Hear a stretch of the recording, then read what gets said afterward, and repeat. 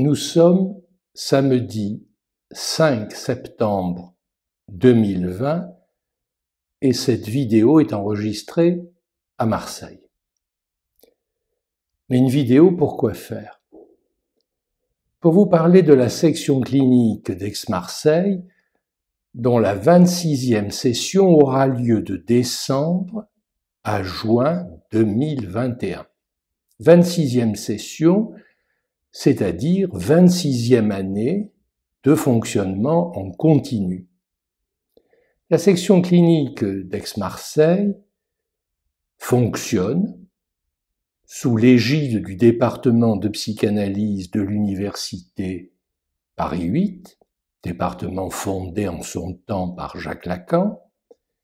Elle est dirigée, comme chaque section clinique francophone, par Jacques-Alain Miller, et j'en assure la coordination avec un certain nombre de collègues qui y interviennent. La section clinique d'Aix-Marseille est un dispositif d'enseignement que l'on peut qualifier, suivant l'expression connue, de post-universitaire, c'est-à-dire qu'elle est destinée, principalement, mais pas exclusivement, aux psychiatres et aux psychologues, ainsi qu'à quelques autres cliniciens qui font l'épreuve de la rencontre avec la psychose, notamment en milieu hospitalier. Une section clinique est constituée de 3 modules. D'abord la présentation de malades, qu'on appelle aussi une présentation clinique, présentation qui se fait corps présent avec un malade hospitalisé. Deuxièmement, un module d'élucidation des pratiques cliniques où les cliniciens amènent, interrogent des difficultés cliniques qu'ils ont rencontrées dans leur exercice et qui en discutent avec les enseignants. Et enfin, troisième module, le cours théorique qui chaque année change. Le titre global de l'enseignement étant comment s'orienter dans la clinique. Et cette année, nous avons choisi pour thème clinique de l'urgence et nous avons donné un sous-titre qui précise les thèmes qui vont être effectivement abordés. Déclenchement, passage à l'acte, traumatisme, ruptures amoureuses, violences sexuelles, etc.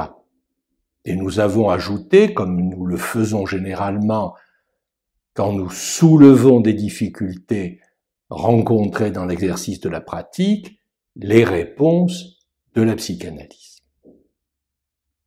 Donc 3 modules, 10 séances de 14h à 20h, mais cette fois-ci, et c'est la visée de cette courte vidéo, c'est de vous présenter un nouveau module, qui est une création, et qui a une particularité, outre d'être nouveau, cette particularité, c'est que cet enseignement se fera par vidéoconférence et exclusivement par vidéoconférence. On dit aussi visioconférence. Les autres modules se faisant corps présent, en présentiel, suivant le mot que l'on utilise aujourd'hui, mais qui choque un peu les oreilles, eh bien, les 3 autres modules se feront donc corps présent, sauf celui-là. La question qui se pose, c'est de quoi va-t-on parler dans ce module? On se propose d'interroger les cas, CAS, les cas de la psychiatrie. Et j'ai donné un sous-titre pour orienter cette lecture des cas de la psychiatrie. En quoi et comment le trésor clinique de la psychiatrie peut être relu par la psychanalyse. Vous voici quelques phrases de présentation pour situer l'enjeu de cet enseignement clinique.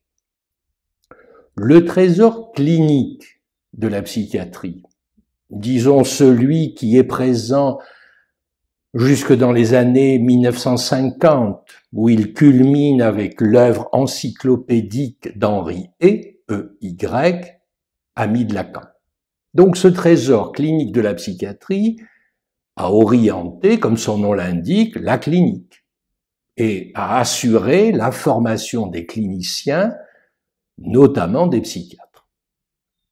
Que comprendre, par exemple, aux classifications psychiatriques si l'on ignore la tentative d'ordonner ce champ par Émile Kraepelin? Que saisir des bouffées délirantes en méconnaissant la clinique française de Magnan et de ses élèves?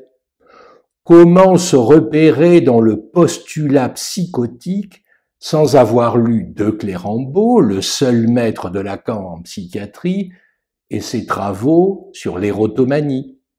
Comment saisir la logique de l'hallucination sans faire un retour à Segla? Idem pour le syndrome de Cotard, idem pour les délires passionnels avec Sérieux et Capgras. Les exemples peuvent être multipliés et bien d'autres aliénistes et psychiatres du XIXe siècle et de la première moitié du XXe siècle seraient à citer. Ce trésor clinique classique de la psychiatrie a toujours passionné Lacan, qui s'y réfère souvent et parfois s'énerve quand les définitions, les classifications, même les plus élémentaires, sont ignorées, négligées par ses interlocuteurs. Rappelons par exemple ce petit dialogue daté du 3 décembre 1969. Lacan. Mais le dehors de quoi? Parce que quand vous sortez d'ici, vous devenez aphasique. Quand vous sortez, vous continuez à parler. Par conséquent, vous continuez à être dedans, à entendre dedans le bain de langage. Intervention. Je ne sais ce que c'est aphasique. Lacan. Vous ne savez pas ce que c'est aphasique? C'est extrêmement révoltant. Vous ne savez pas ce que c'est un aphasique? Il y a quand même un minimum à savoir. Petit dialogue fort intéressant, car la question nous fait retour 50 ans plus tard. Devons-nous accepter d'ignorer le trésor psychiatrique comme cet interlocuteur qui croyait faire le malin en s'adressant à Lacan, en ignorant le mot aphasique? Notre réponse est non. Oui, nous avons à lire, à relire ce trésor, mais pas seulement. Le mouvement est double, me semble-t-il. Premièrement, nous avons à le lire parce que cette clinique est, quoique ordonnée par le regard, une clinique où la parole de l'aliéné ou du malade hospitalisé est rapportée dans sa singularité avec une précision parfois inouïe. Deuxièmement, nous avons à l'étudier à partir de la boussole de la psychanalyse et de l'apport de Lacan sur les psychoses, y compris à la fin de son enseignement, lorsqu'il reformule les données à partir desquelles il avait pensé la psychanalyse. Et son dernier enseignement a des effets déterminants pour penser, pour repenser la clinique des psychoses, sans pour autant annuler la grande clinique lacanienne des psychoses telle qu'elle se déplie dans son séminaire 3, au milieu des années 50, consacré justement aux psychoses. Oui, le trésor alimente la psychanalyse et en retour, il est revivifié par elle. Ce module, qui se tiendra donc en visioconférence par Zoom, se propose de choisir des cas tirés de ce trésor et d'en déplier les ressorts sans rien céder sur les détails spécifiques du cas, sans rien négliger, des enjeux qui construisent le diagnostic et précisent le pronostic, etc. Ce module, la précision a son importance, n'est pas un cours de psychiatrie ou de psychopathologie générale. Il s'oriente de la psychanalyse et de la psychanalyse seule, d'une psychanalyse qui ne fait pas l'économie de ce magnifique travail fait par les aliénistes et les psychiatres pour penser la folie en l'autonomisant, c'est-à-dire en la distinguant des maladies du cerveau.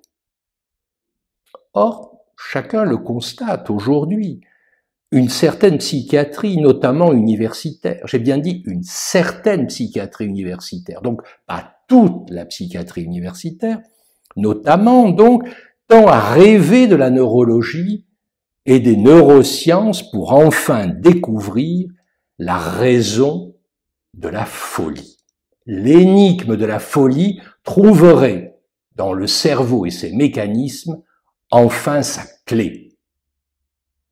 Ce choix, qui a des conséquences non seulement dans les services universitaires, mais dans les services des hôpitaux en général, psychiatriques, ce choix se fait au détriment de la prise en charge des malades hospitalisés ou reçus en cabinet.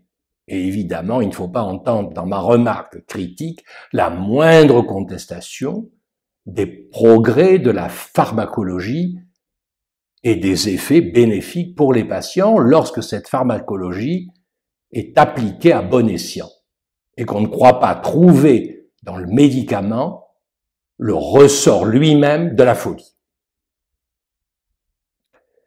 Faire retour au trésor de la psychiatrie trouve alors toute sa pertinence pour les cliniciens, qu'ils soient psychiatres, psychologues ou qu'ils rencontrent d'une façon ou d'une autre, au cas par cas, la psychose. Le psychanalyste, j'ai bien dit le psychanalyste, est directement interpellé dans cet enjeu. Autrement dit, le savoir clinique de la psychiatrie ne doit pas lui être extérieur, mais il doit faire l'épreuve que la façon de le revivifier fait partie d'un enjeu politique aujourd'hui pour la clinique. C'est ce que nous nous proposons de mettre en acte dans ce module. Vous trouverez toutes les précisions concernant ce module dans cette vidéo, cela s'affichera en dessous de l'image. À bientôt donc. Oui, à bientôt.